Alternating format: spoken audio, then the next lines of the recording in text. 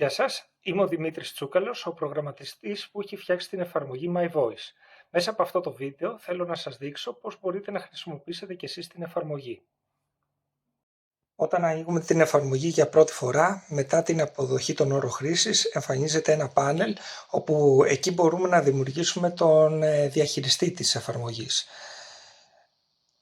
Βάζουμε το όνομα, θα το ονομάσω admin.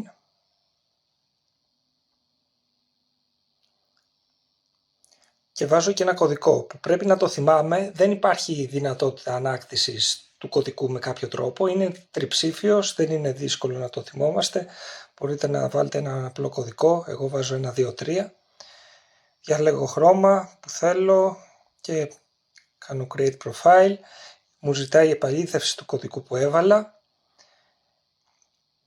και δημιουργείται προφίλ χρήστη και ξεκινάω. Αυτό είναι το κεντρικό μενού που θα βλέπει ο τελικός χρήστης. Σε αυτή την περιοχή εδώ θα φαίνονται εικόνες και στην πάνω περιοχή θα φαίνονται οι κατηγορίες. Για να λειτουργήσει πρέπει να εισάγω κατηγορίες και εικόνες. Πριν το κάνω αυτό θα δημιουργήσω ένα νέο προφίλ. Πέρα από τον admin θα έχω κι άλλο ένα προφίλ. Θα το ονομάσω σπίτι. Μπορείτε να δημιουργήσετε προφίλ σπίτι, σχολείο κτλ.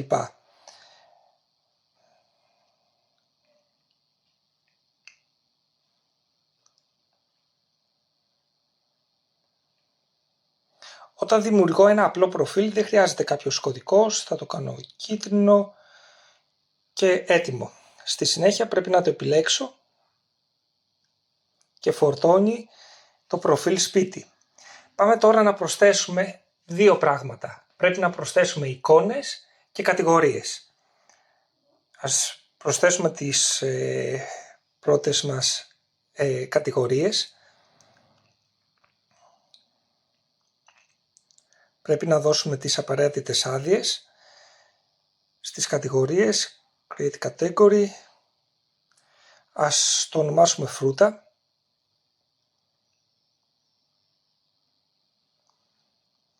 Την πρώτη κατηγορία. Πρέπει να πάρουμε μία εικόνα. Τώρα έχω φέρει ένα ροδάκινο εδώ, θα το πάρω, δεν είναι και εύκολο με το ένα χέρι να το κάνω. Στοχεύεται το φρούτο, καλό είναι να είναι καλά φωτιζόμενος ο χώρος και πατάτε το εικονίδιο εκεί, θα πατήσω μια παύση να το κάνω. Έβγαλα το ροδάκινο, αν θέλω προσπαθώ ξανά αν δεν μου αρέσει η φωτογραφία ή αλλιώς πατάω Save and Select.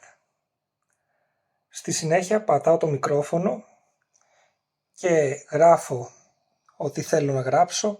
Εγώ θα γράψω απλώς ροδάκινο. Δίνω δικαιώματα χρήσης. Το ξαναπατάω. Ροδάκινο. Ροδάκινο. Ελέγχω αν μου άρεσε η εγγραφή που έκανα. Και πατάω Select and Continue.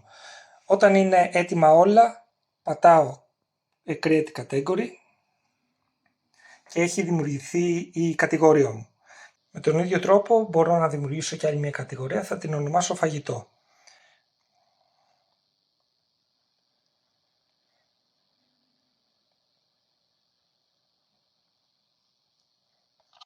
Και έβγαλα μια φωτογραφία. Μπορείτε να δημιουργήσετε και άλλες κατηγορίες, παραδείγματος χάρη θέλω να πιω, που μπορείτε να βάλετε εκεί φωτογραφίες όπως νερό, χυμό κτλ. Συνεχίζοντας. Φαγητό. Φαγητό. Ωραία. Έχουμε δημιουργήσει τώρα δύο κατηγορίες. Μπορούμε να τις δούμε εδώ πέρα πατώντας categories. Μπορούμε να αλλάξουμε με τα βελάκια τη σειρά τους, όπως και να τις διαγράψουμε. Τώρα αυτό που μας ενδιαφέρει είναι να προσθέσουμε και εικόνες σε αυτές τις κατηγορίες. Για να προσθέσω εικόνα θα πατήσω Add an Image. Θα προσθέσω πρώτα το ροδάκινο που έχω. Θα πάω να το βγάλω φωτογραφία, πατώντας το εικονίδιο εδώ. Ανοίγει η φωτογραφία, πατάω παύση να πάω να το βγάλω. Ωραία. Επιλέγω Save and Select. πατάω το μικρόφωνο να βάλω και το ηχητικό αρχείο. Θα το γράψω ξανά. Ροδάκινο. Select and continue. Πατάω κατηγορίες. Φρούτα, φαγητό. Που θέλω να είναι. Θέλω να είναι στα φρούτα. Θέλουμε να είναι δημόσια εικόνα. Αυτό η επιλογή είναι όταν μία εικόνα θέλουμε να εμφανίζεται και στα άλλα προφίλ, έτσι ώστε και οι άλλοι χρήστες να βλέπουν το ίδιο. Παραδείγματος χάρη, αν κάποιο παιδί έχει ένα παγούρι νερό, πιθανόν αυτό να το έχει παντού, και στο σχολείο και στο σπίτι. Οπότε πιθανόν σε αυτή την περίπτωση να θέλουμε να εμφανίζεται παντού. Σε αυτή την περίπτωση δεν θα το κάνουμε. Create image. Και έχει δημιουργηθεί η πρώτη εικόνα. Εδώ δημιουργείται μια λίστα με κατηγορίες και αν πάμε στα φρούτα θα τη δούμε ότι έχει προσθεθεί και αυτή η κατηγορία.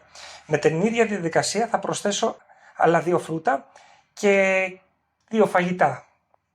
Επαναλαμβάνω την διαδικασία αυτή. Τώρα έχω προσθέσει 3 εικόνες στα φρούτα, μία το ροδάκινο, μία μπανάνα και ένα καρπούζι, και 2 εικόνες στα φαγητά, μία ντομάτα και ένα ψωμί. Μπορούμε να δούμε και εδώ μία κατηγορία συγκεκριμένα. Επίσης μπορούμε να αλλάξουμε κατηγορία επιλέγοντας το μολυβάκι ή να επιλέξουμε πολλές κατηγορίες αν το επιθυμούμε. Όταν ολοκληρώσουμε την προσθήκη των εικόνων που θέλουμε, μπορούμε να πατήσουμε πίσω. Όταν πατήσουμε πίσω εμφανίζεται μία gallery με τις εικόνες της κάθε κατηγορίας. Πρώτα εμφανίζονται από τα φρούτα και μετά από το φαγητό. Επιλέγοντας το πάνω μέρος, την κατηγορία, με το που το ακουμπάμε, αλλάζει η κατηγορία και εμφανίζονται τα αντικείμενα που έχουμε βγάλει. Αν επιλέξει ο χρήστης κάποια εικόνα, γίνεται μεγάλη και εκεί καταλαβαίνουμε ότι θέλει αυτό το αντικείμενο. Σε αυτό το πάνελ μπορούμε να αλλάξουμε χρήστη πατώντας γρήγορα 3 φορές εδώ. Θα πάμε στο ίδιο. Μπορούμε να αλλάξουμε την προβολή των εικόνων και των κατηγοριών πατώντας το τετραγωνάκι 3 φορές γρήγορα. Όταν εμφανίζονται τα ματάκια μπορούμε, αν π.χ. έχουν τελειώσει μπανάνες, να απενεργοποιήσουμε την μπανάνα. Το ίδιο και ολόκληρη την κατηγορία πατώντας το ματάκι εδώ. Έτσι, αν πάω πάλι στο τετραγωνάκι και το πατήσω, η μπανάνα έχει εξαφανιστεί. Μπορούμε να συνεχίσουμε αυτή τη διαδικασία και να απενεργοποιήσουμε όλη την κατηγορία. Παραδείγματος χάρη, αν δεν θέλουμε να δώσουμε φρούτο αυτή τη στιγμή, απενεργοποιούμε όλη την κατηγορία και ξαναπατάμε το τετράγωνο. Τώρα εμφανίζεται μόνο η κατηγορία σουλτάκι, εμφανίζεται φαγητό. Μόνο η κατηγορία φαγητό. Πρέπει να το επιλέξουμε αυτό. Επίσης, άμα κάνουμε επανεκκίνηση της οθόνης, πάμε ρυθμίσεις και ξανάρθουμε, όταν εμφανίζεται μόνο μία κατηγορία, τότε δεν υπάρχει λόγος προβολής της κατηγορίας, αλλά εμφανίζονται μόνο οι εικόνες της κατηγορίας. Σε περίπτωση που έχουμε πολλές εικόνες σε κάποιες κατηγορίες και δεν θέλουμε να είναι τόσο μεγάλες εικόνες για να χωράει, μπορούμε να μειώσουμε, να τις κάνουμε πιο μικρές, αυξάνοντας πόσες εικόνες θα είναι σε κάθε γραμμή. Τώρα έχω 3, μπορώ να τις αυξήσω κάνοντας scroll εδώ, ας τις κάνω 6. Θα πάω στην αρχική, φαίνονται μικρότερες γιατί μπορούν να χωρέσουν, είναι 2, μπορούν να χωρέσουν άλλες 4. Θα ξαναενεργοποιήσω τώρα την κατηγορία φρούτα.